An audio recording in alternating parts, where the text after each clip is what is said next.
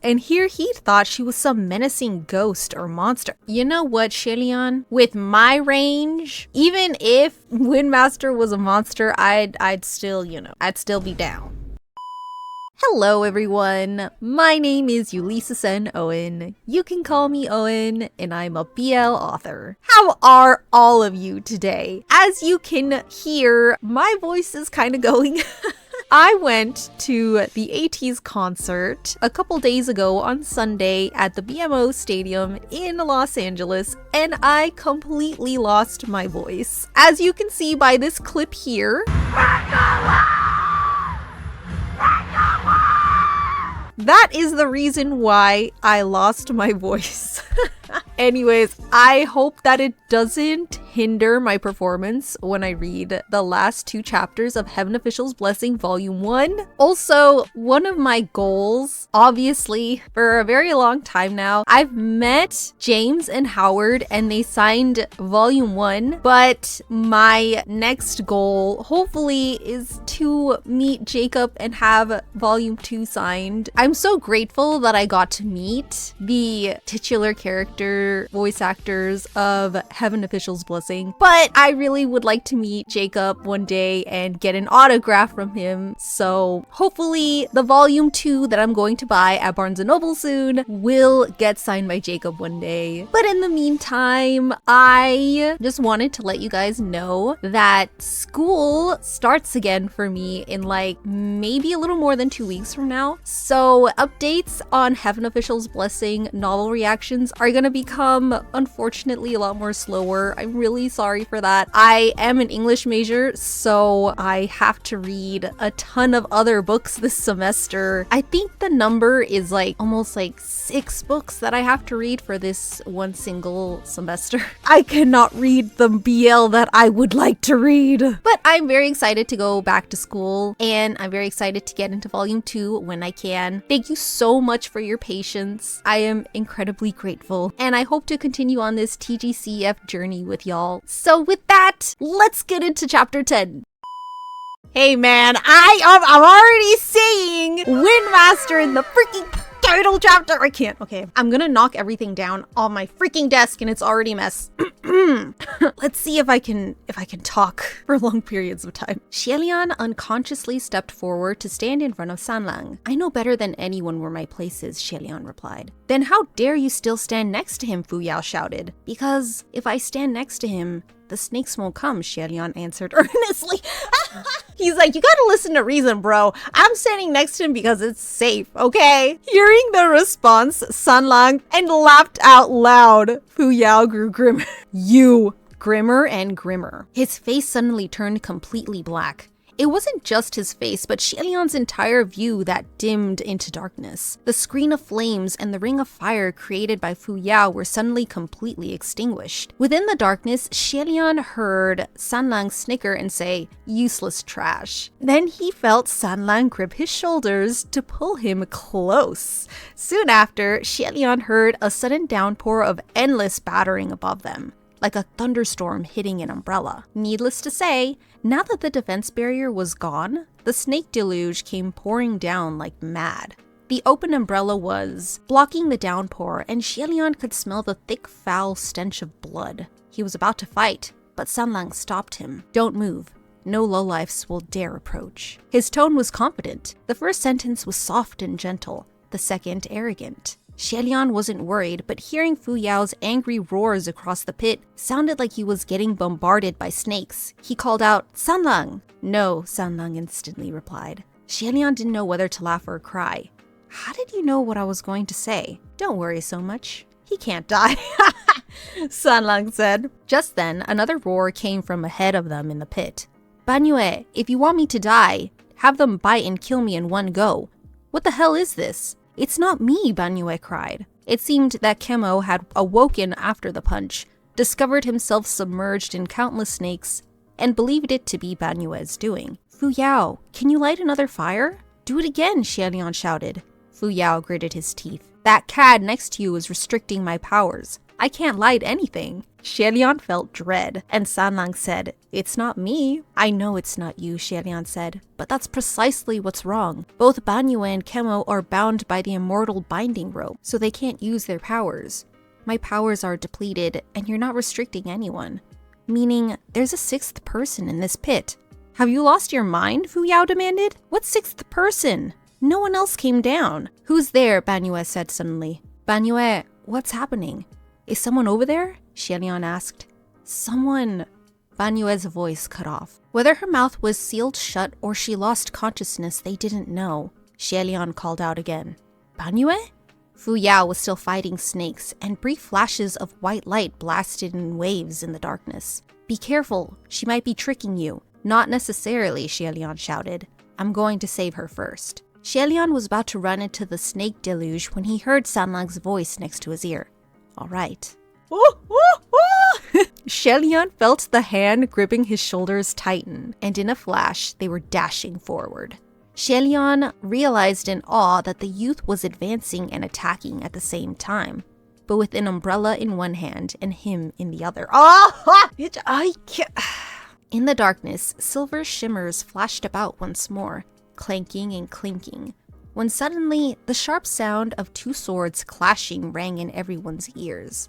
"Oh," Sanlang said, "there really is a sixth person. Interesting." Xielian had no idea how Sanlang was controlling the weapon, or what kind of weapon it was, but whatever it was, it most certainly did crash head-to-head into another. His opponent remained silent, and Xielian could only hear metal scraping metal as the fight intensified. From time to time, there would be sparks flashing in the dark, but each flash was so short-lived, it was hard to see the other's face. Xielian listened to the fight while calling out, "Banyue, are you still conscious? Can you respond?" No one responded.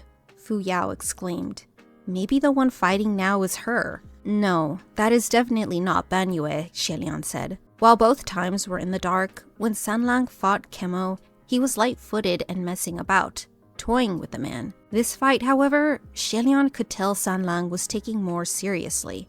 The opponent was extremely skilled in martial arts and weaponry. Banyue was small and weak.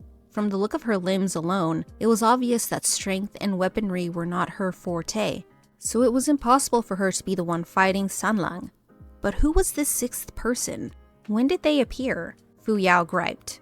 "Someone who would betray her own country is no different from Xuanji. Why on earth do you still believe in her?" "Fu Yao, can you not be so irritated all of a sudden?" Xielian said. Wait, what did you just say?" Fu Yao struck out another palm and blew away a bunch of snakes. "I said, why on earth would you believe in her? Like you believe in that cat next to you." "No, not that. You said Xuanji. You mentioned Xuanji's name, didn't you?" Xielian said.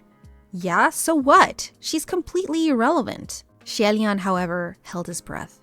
A moment later, he called out, "Stop fighting. There's no more need to hide. I know who you are." The sound of blades clashing never halted. The other was unmoved, but Xielian wasn't worried. "Did you think I was bluffing when I said I already know who you are? General Pei Jr.? Who are you talking to?" Fu Yao was dumbstruck. "General Pei Jr.? Don't be crazy. Who do you think he is? If he descended, everyone would know." "You're very right," Xielian said. "But what if it wasn't his true self that descended?" In the darkness, the fighting weapons faltered for a split second, then picked up anew. Xielian continued. "It took me too long to figure this out.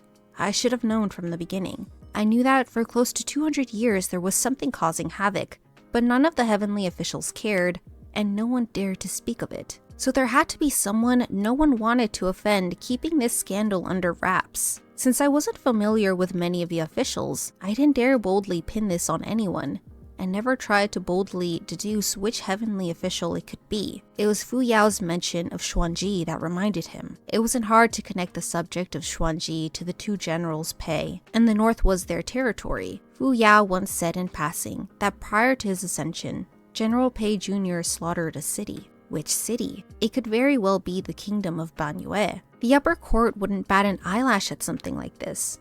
Everyone needed to spill some blood if they wanted to do great things, but slaughtering a city wasn't anything glorious after all. If the story spread too far, it would affect the number of new believers. So of course there would be some cover-ups after Ascension. Thus, even if everyone knew something of the sort happened, they probably didn't know the details or didn't care to know. Besides, unless someone possessed some sort of deep grudge, who would have had the time or motivation to dig up his past and offend the support behind his back? Xielian spoke slowly.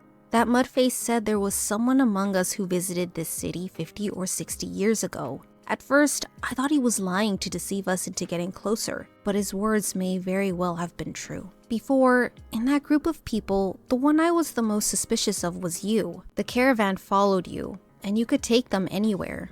I had never seen a single scorpion snake in the years I lived near Banyue, and now, while randomly seeking shelter from the sandstorm, they just happened to show up? I asked you to come search for the Shanyue fern with us, but just before we left, you gave the directions to the ruins to the others so they could follow in our footsteps if they could no longer sit still. Earlier, on top of the walls, I already said that if anything were to happen, I would go forward first. You, who was always calm, suddenly jumped and died a meaningless death. Xielian continued after a pause. Your actions were strange and illogical at every turn. That it took me until now to realize who you are really is too late. Isn't that right, General Pei Jr.? Or should I use your current name, Zhao? Abruptly, everything became still. It was a moment before a frigid voice spoke. Did you not suspect that the mudface might have been talking about the red-clothed boy next to you? Just as he spoke, a stream of flames suddenly lit up across the sinner's pit. Under the light, two bloody silhouettes were revealed. One was Sanlang, dressed in red, standing properly and with his weapon already tucked away. The other was a plainly clothed young man, with a sword tightly in hand, still brandished at the ready. The plain-clothed young man was covered in blood, looking like he was also dressed in red. His expression was cold and reserved, and he was carrying someone over his shoulders. It was indeed Zhao. To be fair, whether it was General Pei Jr. himself or Zhao, that composed, calm, and collected aura never changed. Only Xielian never thought in that direction, so he hadn't connected the two until now. The one he was carrying over his shoulders was Banyue. It seemed he had called forth the snakes in order to steal her away during the chaos. Now that his identity was revealed, he no longer needed to create havoc, and the snake deluge ceased its bombardment. He sheathed his sword and gently laid Banyue on the ground. On the side, Kemo was shocked. "Who are you? Didn't you fall to your death?" Zhao didn't spare a look at Kemo, instead staring intently at Sanlang. "Kemo, you really haven't changed in hundreds of years," he said simply in the Banyue tongue. Perhaps this maddeningly calm tone was overly familiar. Kemo's face immediately scrunched up in rage. "It's you, Pei Xiu? If not for the immortal binding rope solidly tying him down, Kemo would have lunged at him to fight to the death. "General Pei Jr., Xielian said. Those scorpion snakes listened to more than one command, didn't they? You controlled all the snakes that Banyue said no longer obeyed her, and took them out to do harm, correct?"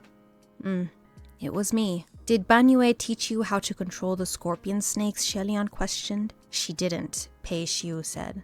"But I easily learned for myself how she does it." "General Pei Jr. is exceedingly intelligent after all," Xielian commented. After a pause, he then asked, "When did you two meet? How did you two meet?" Pei Xiu, however, gave him a look. "General Hua." Xielian was puzzled. "Why are you calling me by that title too?" Pei Xiu asked quietly, "Do you not recognize me, General Hua?" Now Xielian did. The beginning was kind of blurry. Banyue was bullied and ignored by other Banyue children when she was younger, and only a young boy of Yong'an would sometimes pay attention to her. Like Banyue, that boy didn't talk very much. Quite a number of children living on the border were from military families, and many also enlisted in the army when they grew older. Could it be? "It's you?" Xielian was surprised. I can't believe it took me this long to realize it was you." Pei Xiu nodded. "It's me. I've only just recognized the general too." "No wonder." So it turned out Banyue and the enemy general had already known each other since childhood. "Did Banyue really heed your order to open the city gates?" Xielian asked. On the other side, Kemo spat and yelled, "Despicable, Pei Xiu. Untie these ropes. Let me fight him to the death. Pei Xiu said coolly. First of all, we already had a battle to the death 200 years ago, and you lost. Second of all, how am I despicable? Kemo exclaimed. How could we have lost if you two hadn't colluded? Kemo, don't deny it, Pei Xiu said. Even though I only had a troop of 2,000, for me, breaking through the city gates was only a matter of time. Xie couldn't help but interrupt.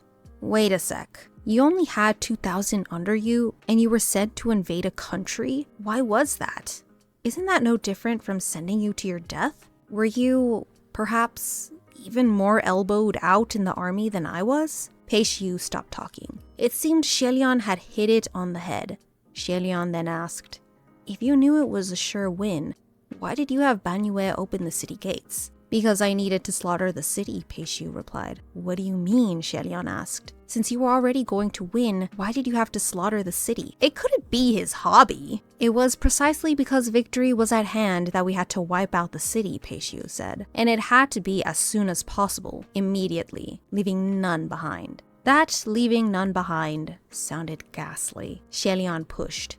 And the reason was? Pei Xiu answered. On the night before the invasion, many of the leaders of Banyue's major clans gathered for a meeting and decided on a secret plot. What plot? The people of Banyue were fierce in nature and hated Yong'an to the core, Pei Xiu said. Even knowing they were about to be defeated, they wouldn't submit. So the entire population of the kingdom, the young and the old, the women and the men, all banded together to assemble something. What was that something? Xie could guess, but he wasn't sure. The word that came out of Pei Xiu's mouth confirmed his suspicions. Explosives. Pei Xiu slowly enunciated each word. They decided that if the kingdom was to fall, the citizens would all carry explosives on their bodies. Escape to Yong'an, mix into large, crowded areas. The fuck? What the and blow themselves up to cause riots. Meaning, if they had to die, then they would drag as many Yong'an people down with them as they could. If the kingdom should fall, then they would terrorize the country that brought their downfall. Did I just completely forget that this happened? I have no memory of this place. Which was why they had to be annihilated before those civilians had the time to flee. Xie instantly turned to Kemo, roughly summarized for him in the Banyue language, and asked, is this true? Kemo looked dauntless and made no attempt to conceal the facts. It's true. Sanlang quirked his brow at this and commented, how vile. He said those words in the Banyue tongue, though whether it was intentional was Oh my god, Sanlang. Kemo replied angrily, vile? What right do you have to call us vile? If it wasn't for your assaults, we wouldn't have been forced to make that move. You ruined us, so we sought revenge. How was that wrong? Pei Xiu responded. Really now, how about we lay everything out in the open then? How many times did Banyue citizens start riots near the border? How many caravans and travelers going to the western regions from Yong'an were ambushed by Banyue? You intentionally sheltered the bandits that terrorized Yong'an and killed our soldiers sent to exterminate them under the pretense of illegal border crossing. How was that not vile? Pei Xiu spoke unhurriedly, and his tone was calm, but each word was as sharp as a knife. Kemo argued. But it's because you forcibly occupied our land first that we had no choice but to retaliate. The border had always been ambiguous. So how can you say we forcibly occupied your land? Pei Xiu countered. The lines were drawn by Banyue, and Yong'an never agreed to them. Your so-called drawn border was nothing but pushing us into the desert and keeping the oasis all for yourselves. How ridiculous. Oh my. You know what is ridiculous? This back and forth banter between you two freaking people. I'm done. Kemo countered furiously. The oasis was always ours, our forefathers, generation after generation. The Banyue had always lived in the oasis. Both sides had their stories. Just listening to them argue befuddled Xie. This hostility was making him remember how badly he got beaten up. Stuck in between both sides, and he could feel the pain on his face resurface. Pei Xiu seemed to have had enough of quarreling with Kemo, and he turned to Xie. So you see, there are many things in the world that simply cannot be clearly defined or resolved. You can only fight. Xie sighed. I'll agree to the first part. Sanlang, on the other hand, said, I'll agree to the second part. Kemo's anger was somewhat curbed, and he suddenly said, the majority of Yong'an people were shameless, but you were the most shameless I'd ever met. Yu, you're a cold-hearted man. You didn't kill us for your country, and it wasn't to save your people. Yu fell silent at this. Kemo continued. You were the son of an exiled man, looked down on by all. You only wanted to secure your footing in the Yong'an army and keep climbing up. So you had to win that battle. So sad that Banyue still thought you were good and let you use her, and betrayed us for the likes of you. But isn't General Pei Jr. a descendant of General Pei? Xielian wondered. To have such a renowned ancestor watching over him, how could he have fallen so astray? He's not a direct descendant of General Pei, Sanlang said. He's from however many branches out.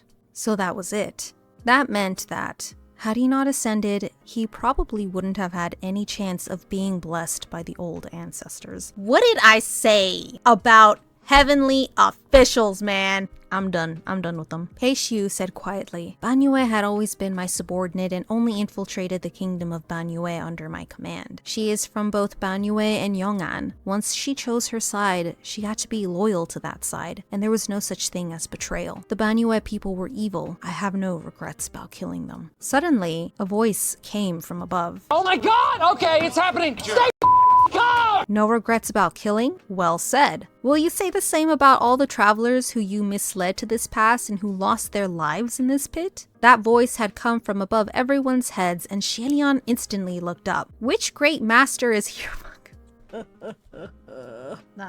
It was nice knowing every single one of you. Goodbye. I'm done. There wasn't a response, but a sudden strange noise.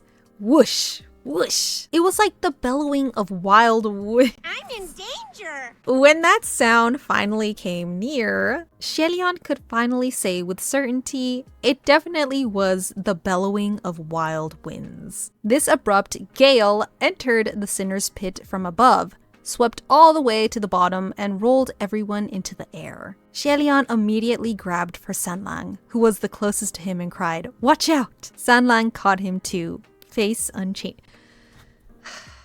The fact that they reach for each other, man. That they reach for each other in times like this. Xielian only felt a spinning whirl, their bodies swiftly rising, and after a pause, they started plunging down. Xielian quickly tossed out Roye and coaxed in the midst of this chaos. All right, everything's over. Hurry, my good Roye. Come out and give us a hand. After a couple of pets, Roye finally flew out. However, with nothing in the air to grab onto and a giant sinner's pit below, Roye flew around once and shrank back. Feeling resigned, Xielian could only adjust his form for landing. If this was like previous incidents, he would have cratered headfirst 3 feet into the ground. But this time, just before they hit the ground, Sanlang reached out and gave him a pull, and he actually landed with his feet flat on the ground. That is your man's now, Xielian, okay? When his boots firmly touched down, he was even a little incredulous. But that feeling went away very quickly when a black-clad silhouette came stumbling before him. Xielian saw who it was and called out in delight. Nanfeng! It was Nanfeng indeed, but a disheveled Nanfeng. It looked as if he were rolled in dirt a dozen times before getting thrown into a rambunctious den of beasts to spend the night. His clothes were tattered and frayed, unkempt to the max. Hearing Xielian's call, he only waved and quietly wiped his face, unable to even speak. Xielian helped him to his feet. What happened? Did those two Oh my god! He's been through too much at this point. Xielian! What happened? Did those two ladies beat you up? Before he finished, 2 figures appeared behind Nanfeng and walked over. One of them was the female cultivator in white with a whisk in her arms, and she greeted Xielian. How do you do? Oh my god, even the way she says it is so fucking cute. Oh my god. If you didn't know I was down bad for Windmaster, now you do. How do you do, your royal highness? Although Xielian didn't know who this was, proper etiquette must still be followed. But he didn't know how to address her, so he could only smile back and wave. Greetings, fellow cultivator. Bro, no, because if I met Windmaster in real life, you guys it would be such an embarrassing sight, okay? I wouldn't be able to I would probably look at them and then I'd turn around and I'd walk away because I'm not embarrassing myself in front of WINDMASTER. The lady in black standing to the side glanced coldly at Shelion, but didn't seem to care about him. When her eyes moved on to San, Stop! Oh my god, she's so pretty! Oh my god! look at how beautiful. Like, don't you just want to stare at this for like a long time? Oh my god, I just dropped everything. Oh my god. No! However, she seemed to think he was a dubious figure and stopped for a moment. The gust earlier had blown everyone out of the pit, and the two ladies walked past Shelion, heading straight for Pei Xiu. He saw them approach and didn't appear surprised. After all, he had already seen them in town when he was still playing the part of Zhao. He knelt where he was, bowed his head to the lady cultivator in white, and greeted her quietly. Lord WINDMASTER. Oh! Shelion was stunned hearing those words, and here he thought she was some menacing ghost or monster. You know what, Shelion? With my range, Even if WINDMASTER was a monster, I'd still, I'd still be down. who knew she was actually a heavenly official? And she was the WINDMASTER, the one who was giving out 10,000 merits in one go in the communication array. But now that he thought about it in detail, there wasn't anything out of place. At the time, she had said something along the lines of, "Now where did they go? Do I have to dig them out and kill them one by one?" And made him think she was after them. In reality, this "they" might not have meant their group.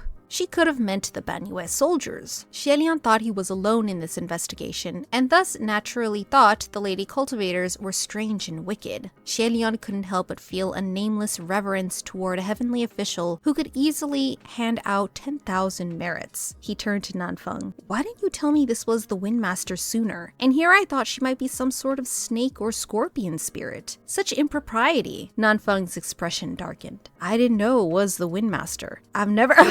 Oh my god. I've never seen the WINDMASTER like this before. The WINDMASTer had always been... Oh my god! So they're not gonna tell us until late. This makes Shelion's reaction so... Oh my gosh. I love that they kept it a secret. I love that. The WINDMASTer had always been... ... Never mind. Shelion understood. This was probably a fake appearance the Lord WINDMASTer donned, so he didn't dig into it. He asked, "Why did the WINDMASTer come to the Banyue Pass?" "To help out," Nanfeng said. "When we saw them strolling in the streets earlier, they were actually looking for those Banyue soldiers." Shelion recalled now the first time he asked about the Banyue Pass in the communication array. In the midst of that silent awkwardness, it was the WINDMASTer's sudden release of 10,000 merits that distracted everyone. The WINDMASTer had probably taken notice of his query then. WINDMASTer was probably in the communication array, and he was like, man, these motherfuckers are not listening to this guy. I'm gonna go down there and I'm gonna help him. I love that so much. Oh my gosh. You guys, you know what I love more than like simping? Friendship. Okay? That's why I watch a shit ton of sports anime, because I'm like, yes, the power of friendship can win everything. As Shelion mused, the WINDMASTer crouched down in front of Pei Xiu. "Little Pei, I've heard everything, you know." Pei Xiu hung his head.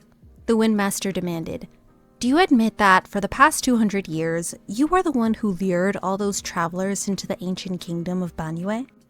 Okay, you know what? I love everything that WINDMASTer says, man. I love every single thing. You know what? There's just something so unique about what WINDMASTer says. Stop it. It's so lovely, isn't it? God, I gotta stop simping, man. I gotta stop. Since he was already caught, Pei Xiu didn't argue and only replied solemnly, "It was me."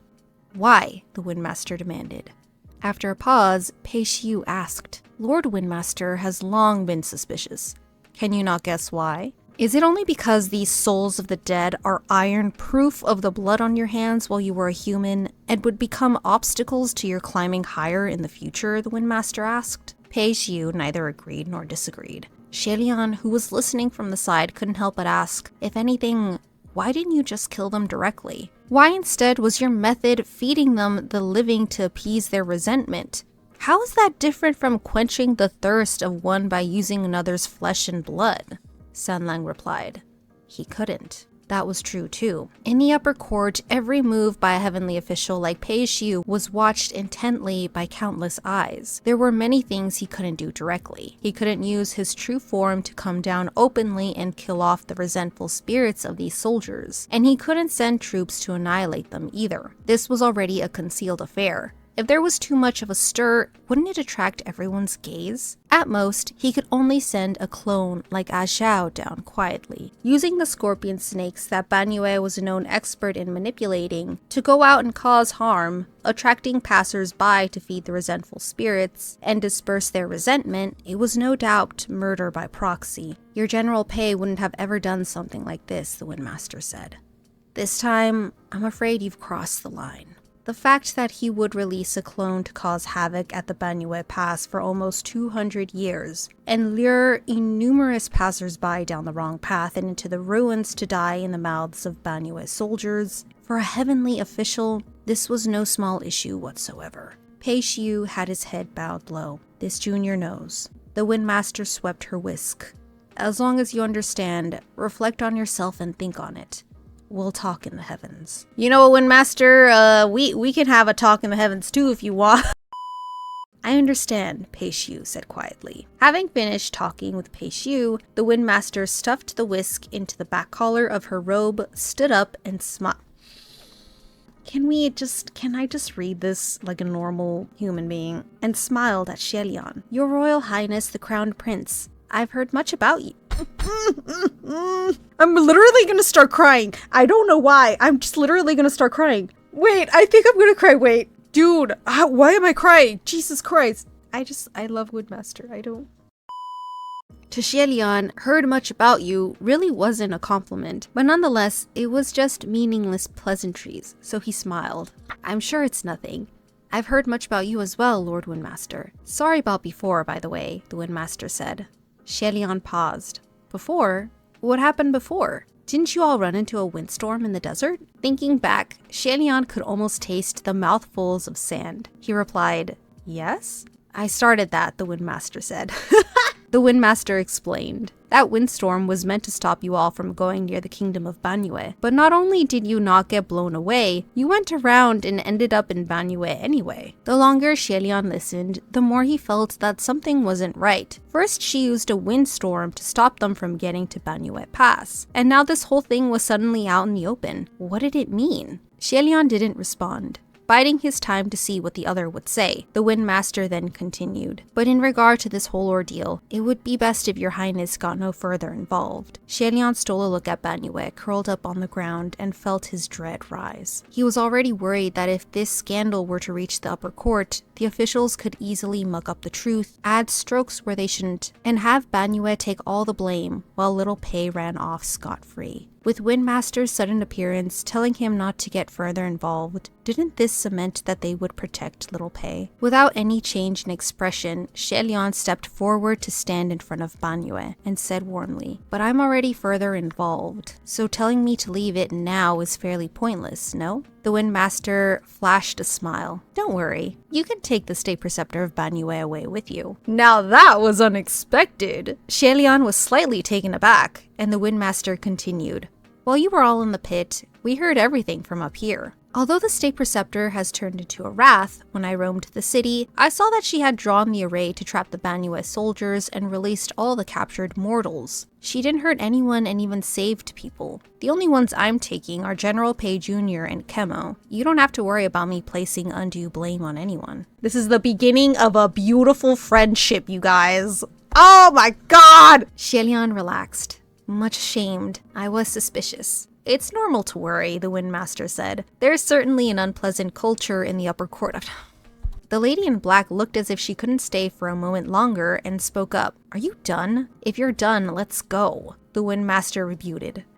What's the rush? The more you rush, the more I want to talk. Still, she turned her head and smiled, taking out a folding fan from her waist. Your Royal Highness, if there's nothing else, we'll see you in the upper court. Okay.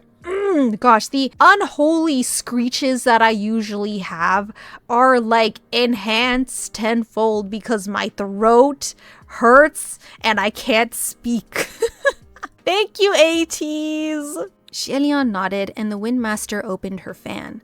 On the fan was the word for wind, fang, on a slant and 3 inclined lines like wind on the back.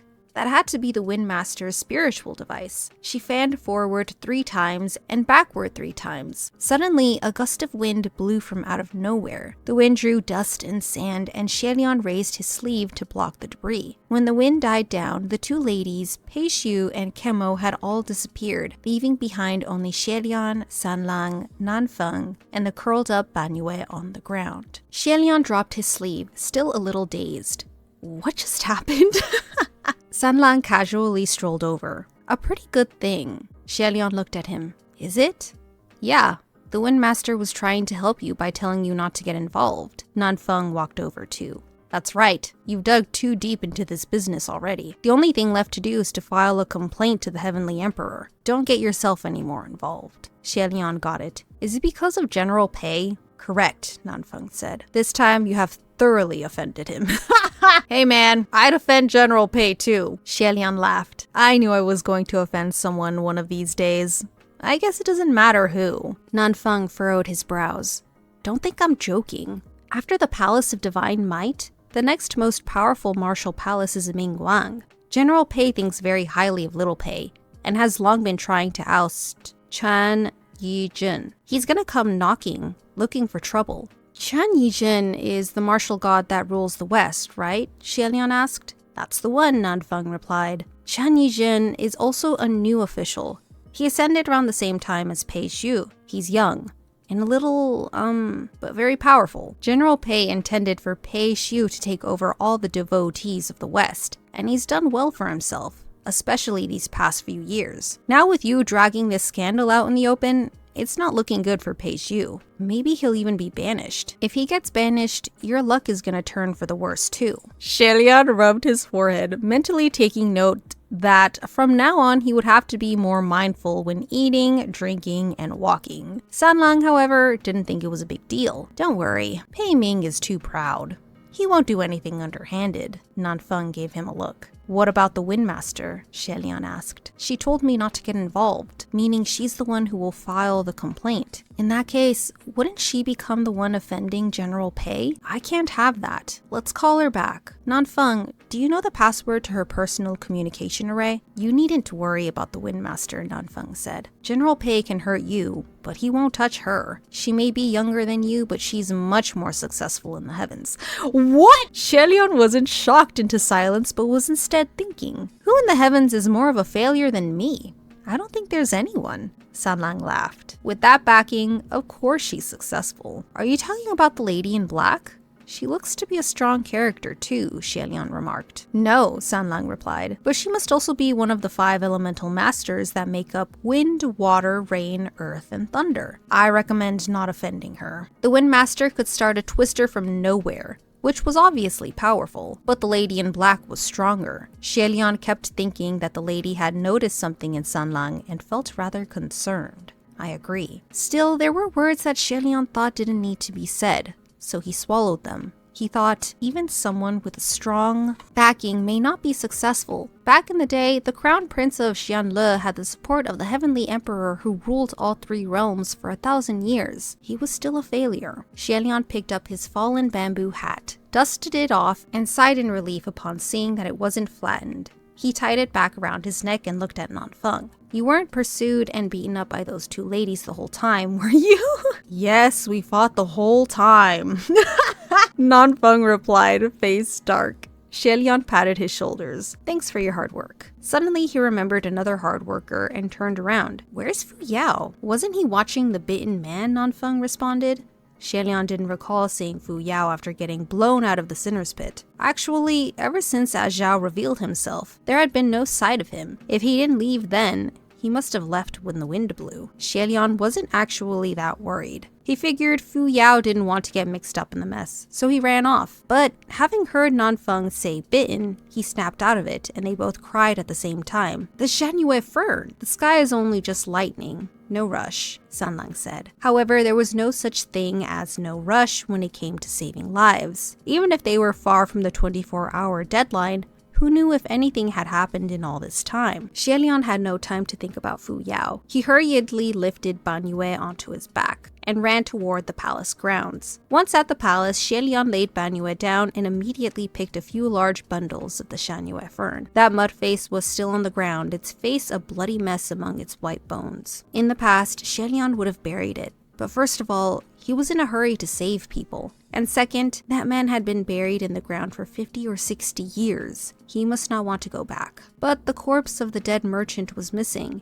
and Xielian stopped, puzzled. Just then, Sanlang emerged from the palace with a small clay pot. When Xielian saw, he immediately called out, "Good, Sanlang. Thank you." Ban Yue was weak and they couldn't rouse her, so Xielian shrank her and tucked her into the pot. With the ferns collected, the group rushed back. It had been about 8 hours since they left. Returning to where Fu Yao had drawn the circle, Xielian saw that many were still sitting properly within it, too scared to venture out. The old man who had taken Nanfeng's pill was doing all right, and after applying the herb to his wound and having him eat the plant, he was able to stand and walk after resting for a while. Xielian didn't think there was any need to tell them what the herb used to grow on. After some time, the merchants settled down and they began to worry. Where's Tiansheng? Why haven't the others returned yet?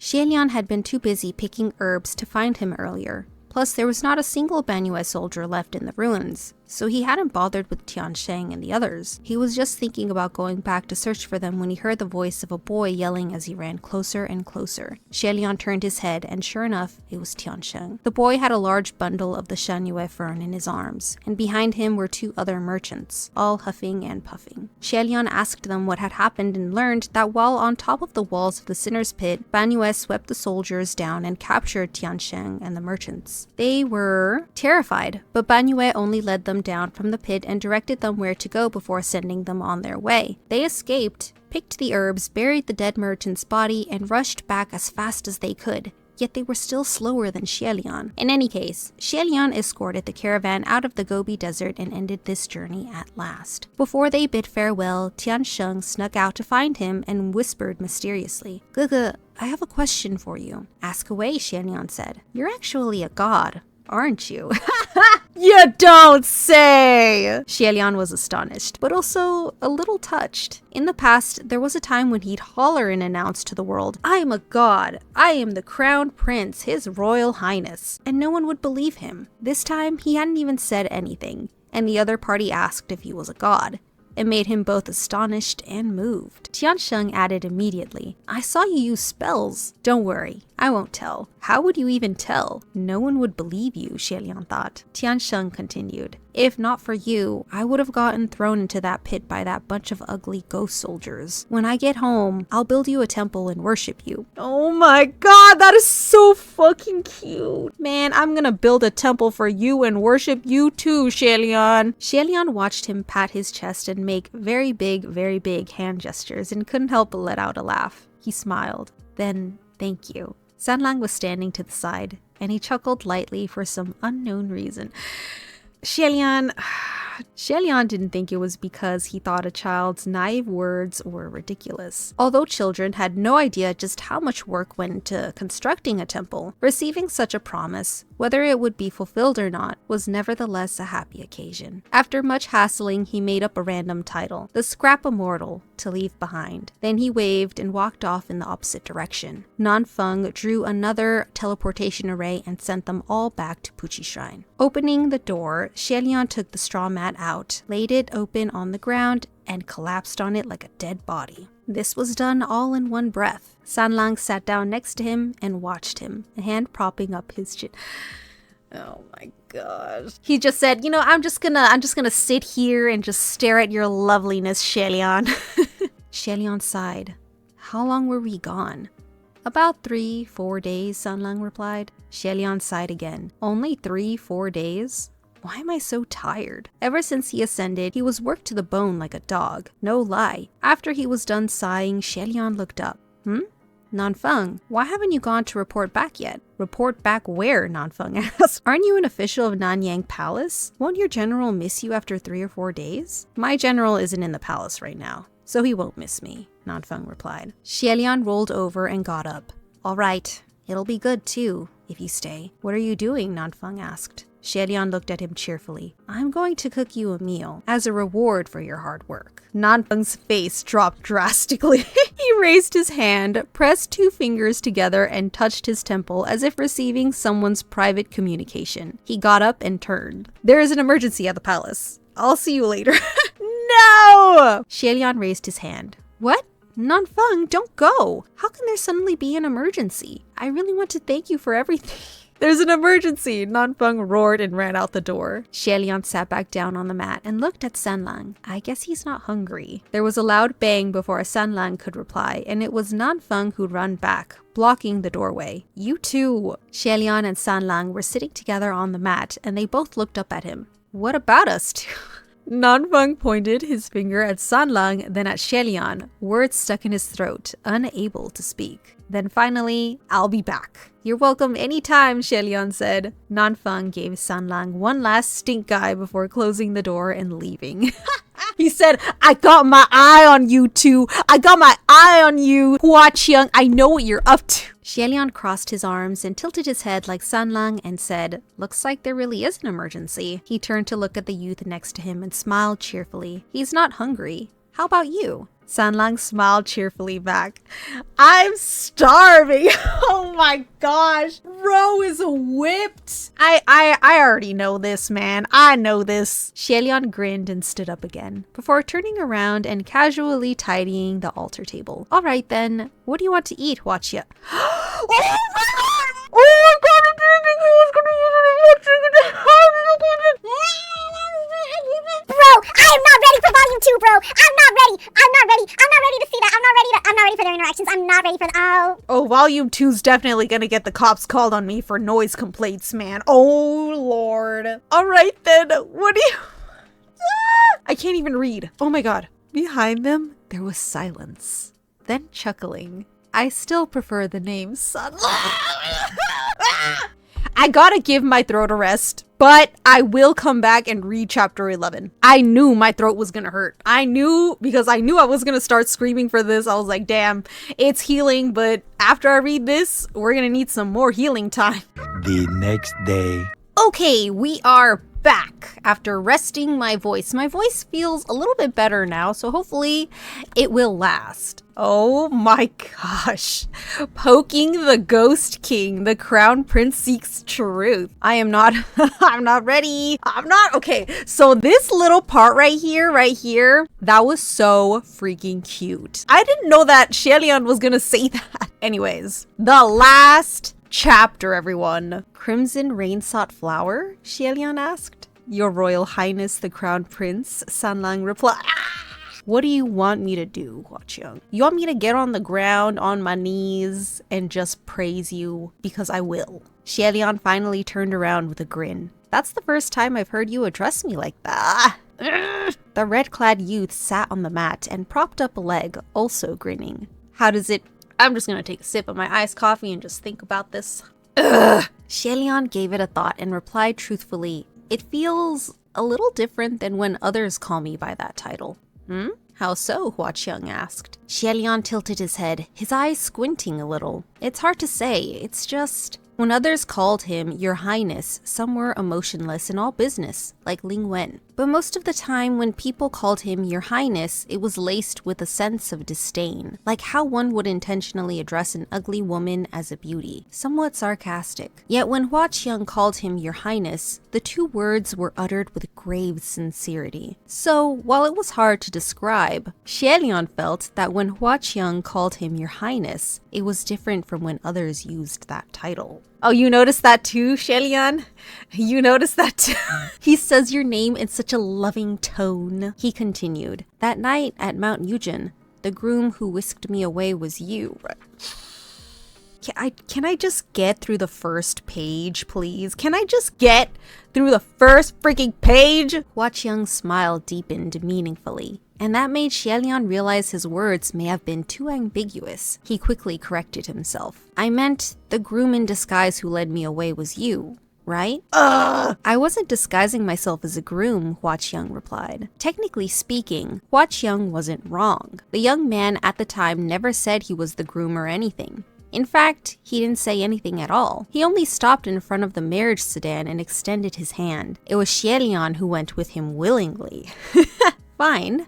Then why did you appear like that? Xielian asked. This question only has two possible answers, Hua Qiang said. I love writing. I love storytelling. I love characters. I love stories. Did y'all know that? Especially love stories. First, that I came specifically for your royal highness. Second, that I was passing by and was free. Which do you think is more believable? Oh, sir! Xielian counted the number of days Hua Qiang had spent with him and replied earnestly, which is more believable, I can't say, but you do seem to have a lot of free time. His entire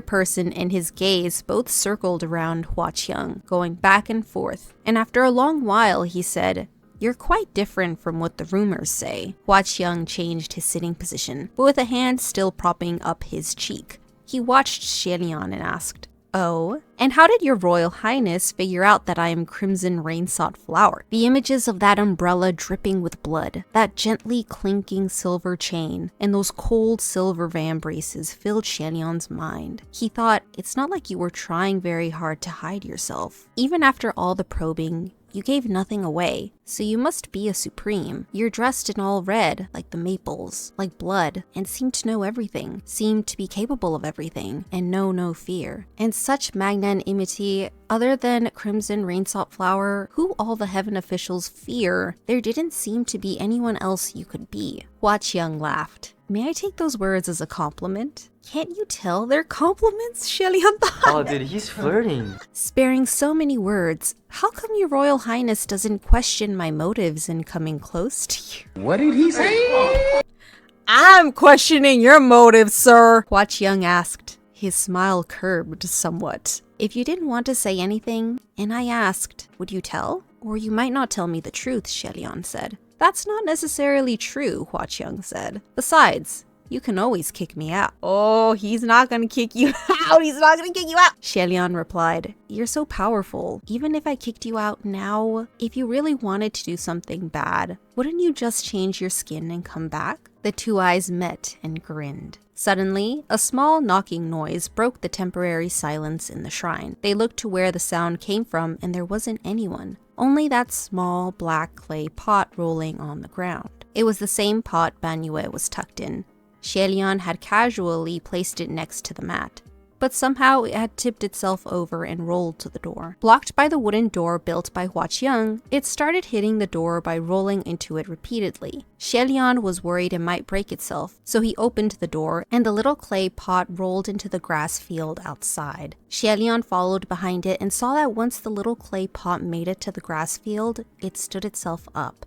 Even if it was only a pot, it gave the impression that it was gazing at the night sky. Hua Qiang also emerged from the shrine, and Xielian called out to the pot, Banyue, are you awake? Thankfully, when they returned from the Gobi, it was already deep into the night. Otherwise, if anyone had seen Xielian ask a pot how it was doing, they would probably make a huge fuss again. A moment later, the sulky voice of a girl came from the pot. General Hua. Xielian sat down next to it. Banyue, have you rolled out here to stargaze? Why don't you come out? Hua Qiang was leaning against a tree next to them and said, she only just left the Banyue ruins. Probably best if she stays in there for a while longer. After all, Banyue had stayed in Banyue for 200 years, and the sudden change of environment might be hard to adjust to. Xielian said, then you'd best stay in there for a while longer and heal. This is where I train, so you don't have to worry about anything else. The pot shook twice as if trying to say something. After chewing on his words, Xielian said, Banyue, the incident this time actually didn't concern you. Your scorpion snakes were. General Hua, I couldn't move at the time, but I heard everything, Banyue said. Xielian was taken aback. Only then did he learn that Pei Xiu only sealed Banyue's movement, not her senses. Just as well. If she heard everything, it was just as well. The clay pot asked, General Hua, what will happen to General Pei Jr.? Xielian crossed his arms in his sleeves. I don't know, but wrongdoings will always be punished. Another moment of silence, the pot shook twice, and Xielian finally understood that the shaking was a nod in agreement. General Pei Jr. is actually not a bad person, Banyue said. Is that right? Banyue replied. He's helped me before. Somehow, many more memories suddenly came back to Xielian. Banyue often received beatings, and in the words of the other Yong'an children, she bore a face that asked for it. It took a long time after Xielian met her before he learned of this, since no matter how many beatings Banyue received, she wouldn't tell anyone. It wasn't until one day, when Xielian saw a group of children pressing her face into the mud, that he learned where all those bruises on her face came from. But when he asked her about it sometime afterward, she only remembered that she had to wash the handkerchief from the boy who pulled her out of the mud pit before she returned it, and nothing else. She remembered none of the ones who beat her, but the ones who saved her once. She remembered for a lifetime. Banyue continued, although Kemo always said scornfully that I had my mind possessed, that I had been completely used. Whether General Pei Jr. used me or not, I know it was my own will to open the city gates. Xielian didn't know what to say anymore, but he could feel some part of his heart soften. A moment later, he patted that clay pot. All right, it's in the past. Oh,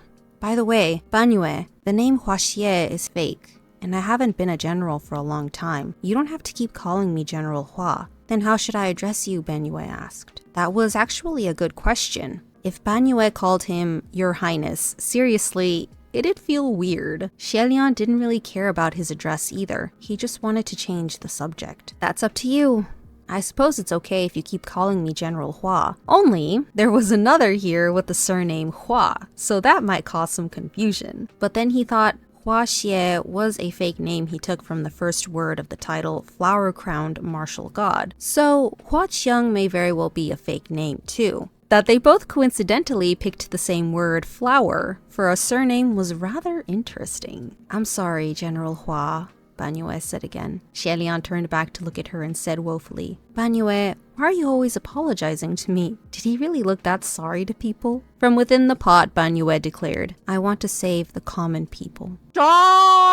We're done. We're done here. Xielian was speechless. General Hua, you said that once, Banyue said. Xielian was speechless and confused. He quickly pressed down on the clay pot. Wait, hold on a sec. Wait for what? Banyue asked. Xielian snuck a glimpse at Hua Qiang, who was still leaning against the tree with his arms crossed, and said in a low voice, Did I really say that? That was his favorite saying when he was only 10-something years old. In the many centuries thereafter, he shouldn't have uttered those words at all, so hearing them so suddenly made it difficult to accept. However, Banyue was firm. General, those were your words. Xielian still wanted to argue. I don't think so. Banyue told him sternly and coldly. Oh no, you did say them. There was a time when you asked us all what we wanted to do when we were older. Everyone answered, and afterward you said, my dream since I was little was to save the world, the common people. So that was it. Banyue, why would you remember something so clearly said completely randomly? Banyue was confused. Randomly? But General Hua, I thought those words were said very earnestly. Xielian gazed up at the night sky, feeling helpless. Really? Maybe. I don't remember whatever else I might have said. You also said, do what you think is right, Banyue told him. Nothing can block your way. Even if you fall in the mud 100 times, you must get up with determination. And a lot more similar sayings. He didn't need to look back to know that it was definitely Hua Qiang under the tree who had laughed. Even smothering the pot now wouldn't help. Xielian thought, what nonsense! Why did I keep saying those kinds of things? I'm nothing like that. Am I? But I don't know what's right anymore, Banyue said. Xielian froze at those words. I wanted to do as General Hua said and save the people, Banyue continued. But in the end, I destroyed the kingdom of Banyue. Her voice was lost. And it seemed that no matter what I did, the results were all horrible. General Hua, I know I didn't do things right, but can you tell me, where did I go wrong? How can I do as you said and save the common people? ... Xielian replied, I'm sorry, Banyue. How to save the world? The common people? I didn't know the answer to that question back then, and even now I still don't.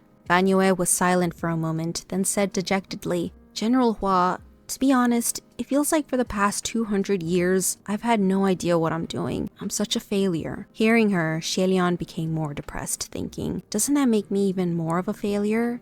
And I've lived for 800 years too. Xielian left the little ghost Banyue in the pot to stargaze alone and calm down. He went back inside Puchi Shrine with Huaqiang. After closing the door, Xielian suddenly spoke up. Banyue remained at Banyue Pass willingly. It wasn't because she became a wrath that she was trapped there. She always remembered that it was she who opened the city gates and had never given any excuse. Like saying she was doing it for the people, it was to help the Banyue soldiers vent their resentment, so they could leave this world sooner, that she allowed Kemo to lead them to murder her over and over. Xielian shook his head. If General Pei Jr. really didn't want to leave those Banyue soldiers behind, and also didn't want the heavens to find out, he could have easily sent a clone to secretly descend and take care of them. Why did he do it this way instead? Clones don't have the same amount of power, Huaqiang said. You saw how Pei Shu's clone Ajia was? He couldn't take care of so many Banyue soldiers. So feeding them the living was the fastest and easiest way to disperse their resentment. Why did it have to be so fast, Xielian wondered. Maybe it's so little Banyue wouldn't have to hang so painfully as many times, Huaqiang replied. Xielian was silent for a moment. But what about the mortals? Huaqiang replied quietly. They're heavenly officials. Mortals are nothing but ants in their eyes. Pei Shu is a classic, highly ranked god. As long as no one found out, killing a few hundred people is no different than stomping a few hundred insects to death. You know what? Huaqiang and I are on the same page when it comes to these heavenly officials. Xielian glanced at him and recalled that when Sanlang jumped into the sinner's pit, he wiped out all the Banyue soldiers in a flash. He turned to him and said, Clones don't have the same amount of power? I see your clone is pretty powerful. Huaqiang arched his brow. It would be, but I'm the real thing. Xielian turned to look at him, somewhat surprised. Eh? This is your true form?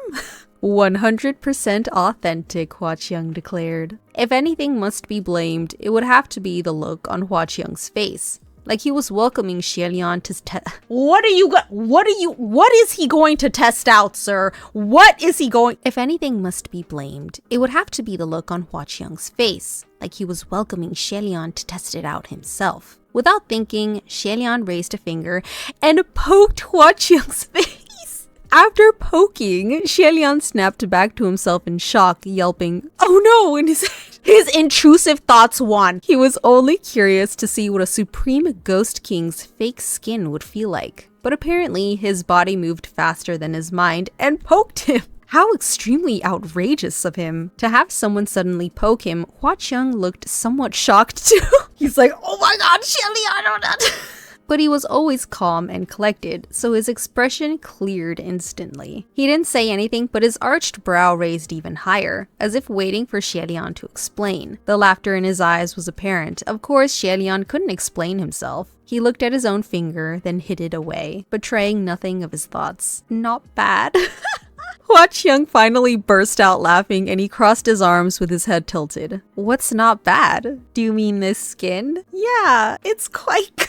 Xielian said sincerely, But what? Huaqiang asked. Xielian stared at his face and studied it for a moment, then finally said, But can I see your real face? Since he had this skin, that meant that while this body was his true form, the skin wasn't his real one, and this appearance was not his true face. This time, Huaqiang didn't respond immediately and dropped his arms. Maybe it was all in Xielian's head, but Huaqiang's eyes dimmed a little, and Xielian's heart tightened despite himself. When the air froze, Xielian knew his question may have crossed the line. Although for the past few days, the two of them had gotten along well, that didn't mean they were so close that he could make this type of request. Without waiting for his response, Xielian quickly smiled. I was just asking. Don't take it to heart. Huaqiang closed his eyes, and after a moment, he smiled softly. I'll let you see it someday, if there's a chance. If anyone else said that, it'd naturally be perfunctory. Someday usually meant please forget it. But it was Huaqiang who said it, so Xielian felt that someday meant someday, and it would surely happen. That made him even more curious, and he grinned. Then I'll wait till the day you feel it's okay to show me. Let's rest for now. After bustling about for half the night, Xielian had long since tossed the idea of cooking to the back of his mind and returned to lying on the straw mat. Hua Qiang also lay down next to him. No one bothered questioning why. After coming clean about their identities, a god and a ghost could still lie together on a crappy mat, laughing and chatting. The straw mat didn't have pillows, so Hua Qiang used his arms, and Xianlian imitated him in pillowing his head on his arms. Oh my god, what are we doing, you guys? What are we doing here? Why are you guys...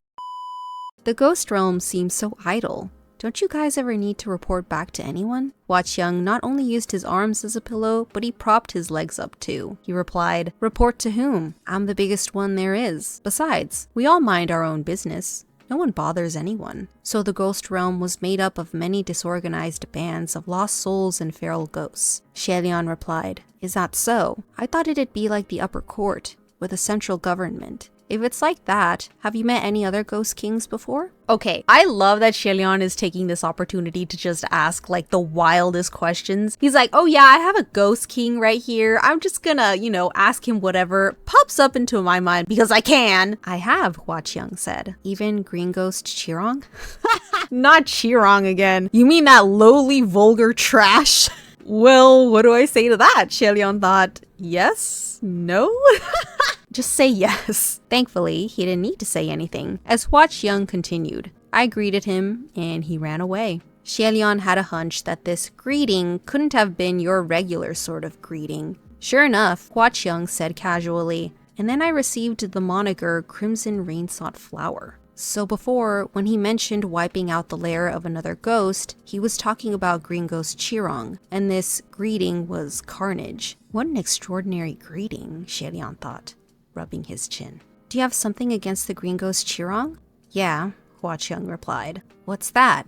Can't stand his face. Xianlian didn't know whether to laugh or cry, thinking, did you challenge those 33 heavenly officials because you also didn't like their faces?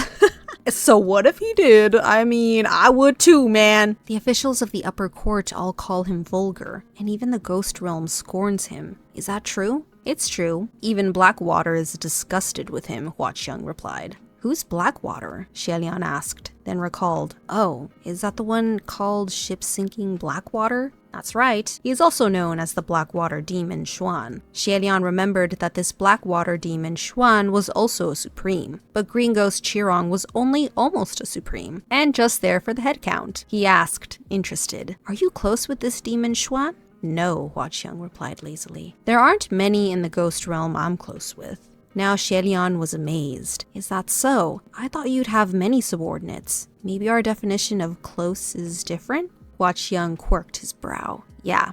In the ghost realm, those lower than supreme have no right to speak to me." It was an exceedingly arrogant statement, but Hua Qiang made it sound so indisputable and self-evident, Xianlian smiled softly. "You have it pretty good in the ghost realm. It's only so big, not like the heavens. I can barely remember the heavenly officials in the upper court, and there are many more waiting to ascend in the middle court. It's like an ocean of names. What good is it to remember them? Don't bother. It's a waste of your brain," Hua Qiang said.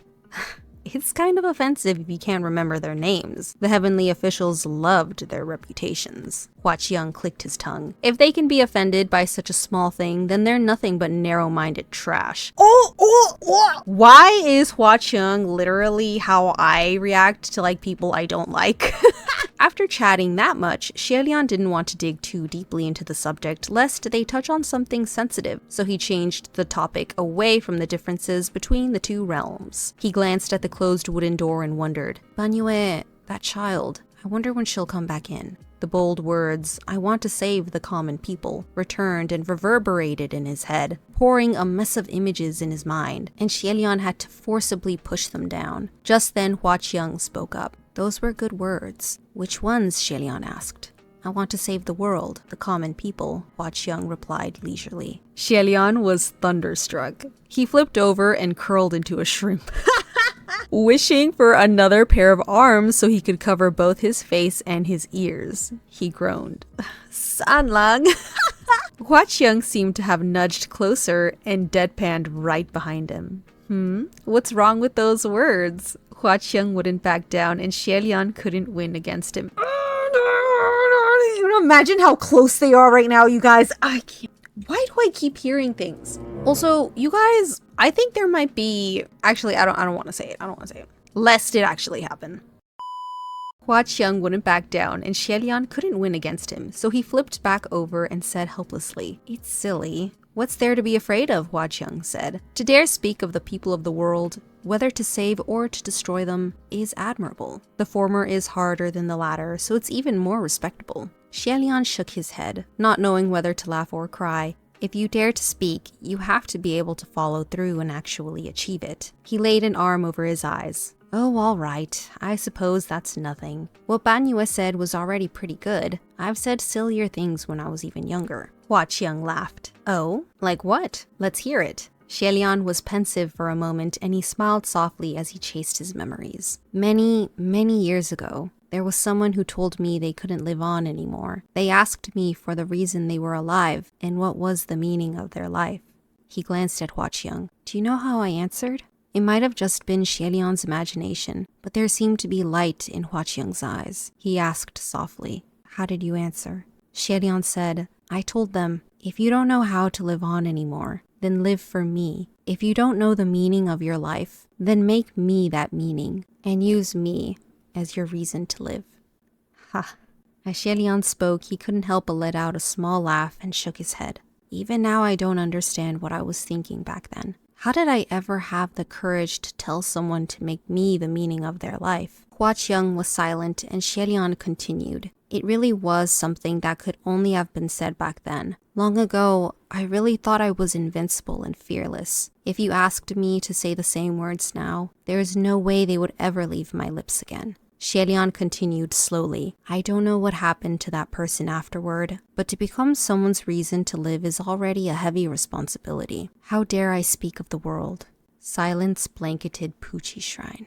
After a while, Sanlang said quietly, "Something like saving the common people, it really doesn't matter how you do it. But although brave, it's foolish." "Yeah," Xielian agreed.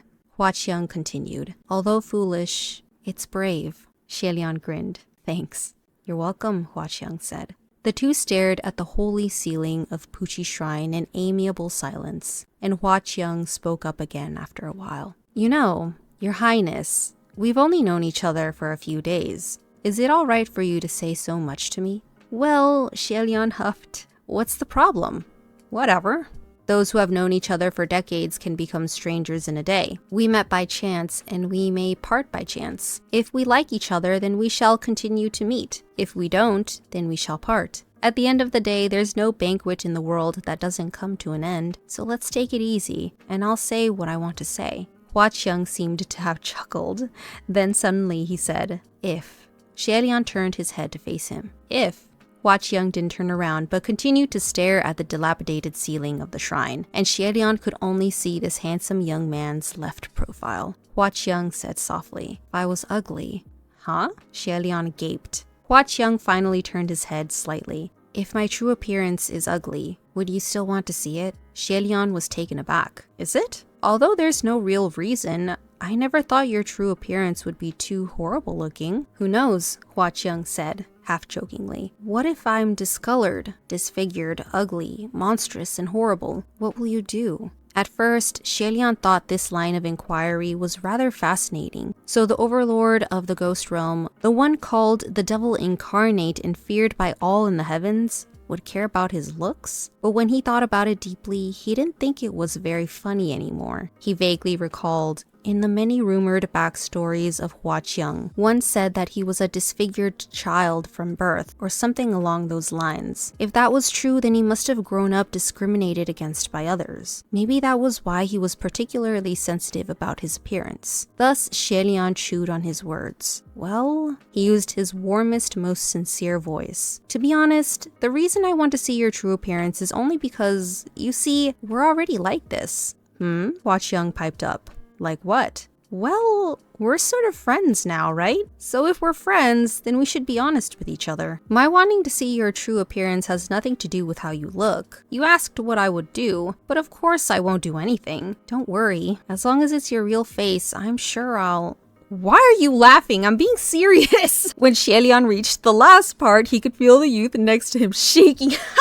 He froze for a moment at first and thought, are my words so moving that he's touched like this? And was too embarrassed to turn around and see. But after a while, the soft laughter from next to him very obviously leaked out. Xie felt rather deflated and placed a hand on his shoulder to give it a little push. Sanlang, why are you laughing so much? Did I say something wrong? Hua Qiang immediately stopped shaking and turned around. No, you're very right. Xie felt even more deflated at those words. You're so insincere. I promise, you won't find another person more sincere than me. In this world, Hua Qiang replied. Xie didn't want to talk anymore and flipped over, his back facing Hua Qiang. Forget it. Time to sleep. Don't talk. Hua Qiang chuckled again, then said, next time. Even though he was determined to sleep, hearing Hua Qiang speak, Xie couldn't resist replying. What's next time? Hua Qiang whispered. The next time we meet, I will use my true appearance to greet you. There was much to ponder about those words, and Xie should have kept questioning him. But after a long night, an unstoppable drowsiness overtook him, and he couldn't hang on, falling into a deep slumber. The next morning, when Xie woke, the spot next to him was already empty. He scrambled to get up and walked around the shrine in a daze. When he opened the door, there were no figures to be seen outside. It seemed like it was true. The youth had indeed left. However, the fallen leaves had been swept into a pile, and next to that pile stood a small clay pot. Xie took the pot inside and placed it on the altar. Right then, he suddenly noticed that there seemed to be something extra on his usually bare chest. He raised his hand to touch it and found just below the cursed collar there was an exceedingly thin chain, hanging loose and light. I'm gonna cry. Oh my god! Xie immediately removed it from his neck. Turned out, it was a silver chain, so thin and light that he hadn't felt anything on him before. And dangling from the chain, there was a crystal clear ring. Xie, why are you the most beautiful person I've ever seen in my entire life? That's it for volume 1. That was so freaking cute. Bro, I wish we had like a sneak peek. That is so cute. So what did I think of these last 2 chapters? It was such a great way to end off the story for volume 1. We got to meet WINDMASTER. Hua Qiang's identity was revealed, and he told us a lot about the ghost realm. I'm really excited to meet these ghost kings. I know in the next novel, are we gonna meet Qirong? I think we're gonna meet Qirong in the next novel. We're gonna get a lot more WINDMASTER. God, I'm so not prepared for all the WINDMASTER in volume 2. But you know what? When I'm studying and reading all these other novels, I'll at least have Heaven Official's Blessing and WINDMASTER to give me the energy that I need to keep going. This was such a lovely written book. There are so many iconic moments in volume 1. Like, look at this. Come on, please. Bro, iconic. MXTX, what am I gonna do with you? I think we should have like a conversation, like a private conversation over like a cup of coffee. I would like to just, ask you a couple questions, okay? I can definitely see myself rereading volume 1 over and over and over again. Like, I would take this to the airport just to like read. And can I just say that this right here is one of the most beautifully written things that I've ever read in my entire life. This. If you don't know how to live on anymore, then live for me. If you don't know the meaning of your life, then make me that meaning and use me as your reason to live. Literally, like, just reading that makes me want to freaking cry. It's so beautiful, and like, imagine hearing those words from someone. Oh my god. I'm gonna like go to sleep crying tonight just thinking about this. But anyways, thank you guys so much for watching my journey with Heaven Official's Blessing Volume 1. Hopefully we can get to Volume 2 as soon as I'm settled with my school stuff. I thoroughly enjoyed this volume. It's gotta be one of my favorite top 10 books of all time, literally. BL or not, it's literally a beautifully written book, and I just adore it. Should I like make like a analysis of this book? I don't know. I just really liked enjoying it casually like this, but I don't know. Maybe I'll just make a really nice Goodreads review on it. So yeah, thank you guys for tuning in. I'm really excited to get to the next volume. I hope you guys enjoyed it, and I will catch you in the next one. Bye-bye!